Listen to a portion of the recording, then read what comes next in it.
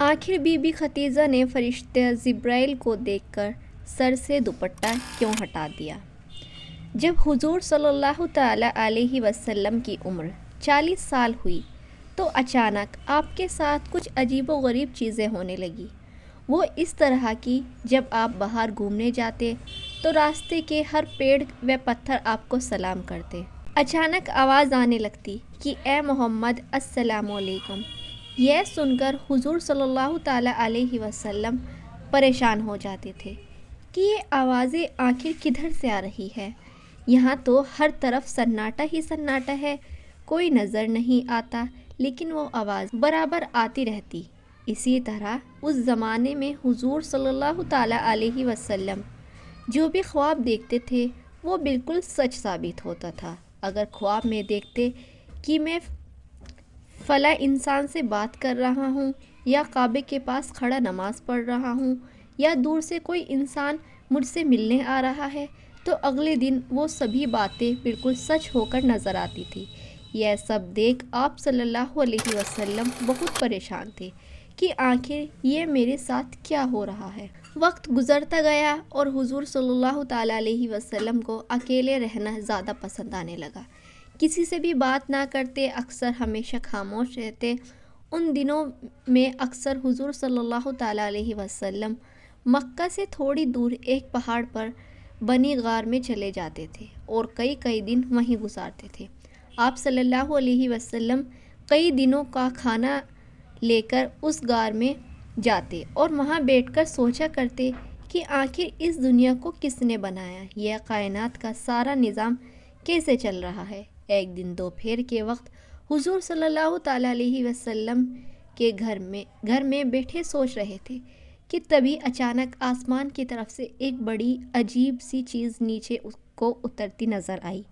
وہ چیز بہت ہی تیزی سے اڑتے ہوئے گھر کے پاس ہو گئی۔ وہ حضرت جبرائیل علیہ السلام تھے۔ حضرت جبرائیل نے گھر کے پاس آ کر کہا کہ اے محمد، باہر نکلو۔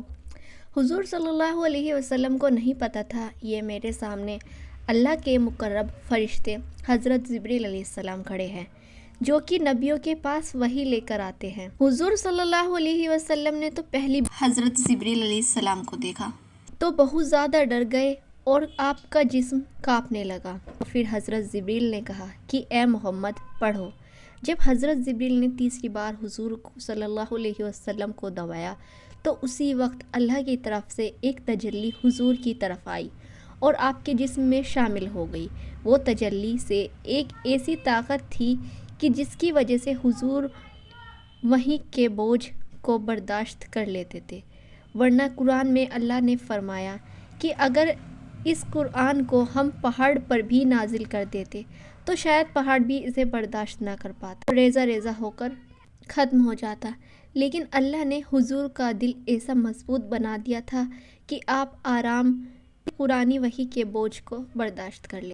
اس لیے جب حضرت جبرائیل علیہ السلام نے تیسری بار حضور کو دبایا اور اللہ کی تجلی آپ کے دل میں شامل ہو گئی تو اللہ کے رسول نے پڑھنا شروع کر دیا، اور پھر حضرت جبرائیل نے سورہ اقرا بسم کی 5 آیتیں پڑھ کر سنائی کہ جن کا مطلب ہے کہ اے محمد پڑھو اس اللہ کے نام سے کہ جس نے ساری کائنات کو بنایا اور اس انسان کو کھاتی مٹی سے پیدا کیا۔ اے محمد پڑھو، آپ کا رب بہت مہربان ہے، جس نے قلم کے ذریعے انسان کو علم سکھایا اور اسے وہ باتیں بتائی کہ جو وہ کبھی نہیں جانتا تھا۔ حضرت جبرائیل نے حضور صلی اللہ علیہ وسلم کو قرآن کی وہ آیتیں پڑھائی اور پھر دور ہٹ کر کھڑے ہو گئے۔ اللہ کے رسول اس وقت حضرت جبرائیل کو بہت ڈری ہوئی نظروں سے دیکھ رہے تھے۔ اچانک حضرت جبرائیل پھر سے آسمان کی طرف اڑنے لگے۔ یہ دیکھ کر حضور اور زیادہ ڈر گئے اور جلدی سے گھر کی طرف چل دیے۔ اس وقت وہاں پہاڑ پر کوئی بھی نہیں تھا، ہر طرف سناٹا ہی سناٹا تھا۔ دوپہر کا وقت تھا اور آسمان پر سورج چمک رہا تھا۔ لیکن شاید اب دنیا کی تقدیر بدلنے کا اور اللہ بھی اپنے اس پیارے نبی سے مخاطب کر رہے تھے جن کے لیے ساری کائنات کو بنایا گیا، زمین و آسمان، چاند و سورج، چرند پرندے، یہاں تک کہ ہر چیز کو انہی کی خاطر پیدا کیا گیا۔ آج اس معصوم نبی کو اس ویران علاقوں میں ساری دنیا کو صحیح راہ پر لانے کی ذمہ داری دی جا رہی تھی۔ لوگوں کو بتایا جا رہا تھا کہ اے لوگو، اب وہ نبی آ چکا ہے کہ جس کا دنیا کی ہر چیز کو انتظار تھا۔ وہ نبی آ چکا ہے کہ جس کے ایک آنسو پر آسمان میں تہلکہ مچ جائے گا۔ وہ نبی آ چکا ہے کہ جس کی دعاؤں پر آسمان کے سارے فرشتے مدد کرنے آ جائیں گے۔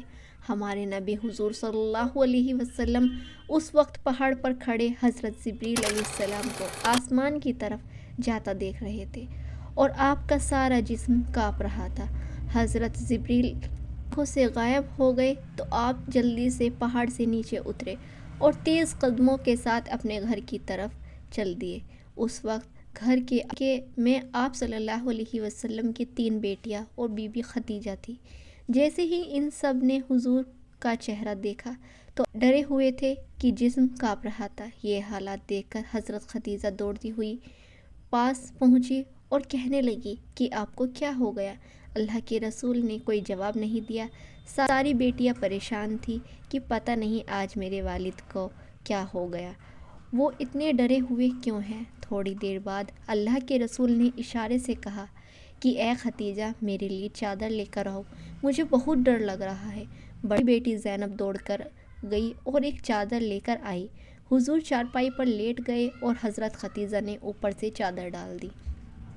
بہت دیر بعد جب حضور کی کچھ حالت ٹھیک ہوئی تو آپ چارپائی سے اٹھے۔ حضرت خدیجہ نے پنکھے کی ہوا دیتے ہوئے پوچھا کہ آپ کو کیا ہو گیا؟ تو حضور نے حضرت خدیجہ کو ساری باتیں بتا دی اور پھر وہ آیتیں بھی پڑھ کر سنائیں جو حضرت جبریل نے سکھائی تھی۔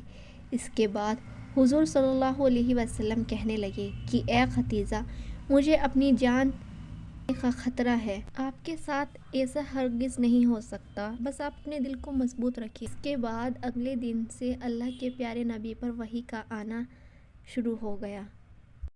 کبھی کبھی حضرت جبریل آپ کے پاس دن میں 1-2 میں 3 بار آپ کے پاس آنے لگے، لیکن اللہ کے نبی کی نظر جب بھی حضرت جبریل پر پڑتی تو کئی بار تو وہ اتنے ڈر جاتے کہ وہ حضرت خدیجہ کی گود میں سر رکھ کر لیٹ جاتے اور کہنے لگتے کہ اے خدیجہ، مجھے وہ فرشتہ پھر سے نظر آ رہا ہے۔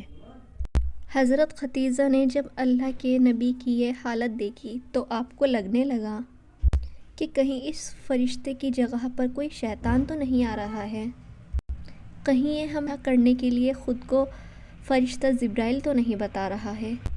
اس لیے پھر حضرت خدیجہ نے اللہ کے نبی کی یہ حالت دیکھی تو آپ کہنے لگی، اے میرے پیارے شوہر، اس بار جب بھی وہ فرشتہ آپ کے پاس میں آئے تو آپ مجھے خبر کر دینا۔ تو تھوڑی ہی دیر کے بعد میں دوپہر کے وقت میں اللہ کے پیارے نبی گھر آتے ہیں اور کہنے لگے کہ وہ فرشتہ مجھے پھر سے نظر آ رہا ہے خدیجہ۔ تو یہ سن کر حضرت خدیجہ جلدی سے زمین پر بیٹھ گئی اور اللہ کے نبی سے کہنے لگی کہ آپ میرے دائیں پیر پر اپنا سر رکھ کر لیٹ جاؤ۔ آپ خدیجہ کے کہنے پر اللہ کے نبی نے ایسا ہی کیا۔ آپ خدیجہ کے دائیں پیر پر لیٹ گئے اور پھر آپ خدیجہ نے پوچھا، اے میرے پیارے شوہر، کیا آپ کو ابھی بھی وہ فرشتہ نظر آ رہا ہے؟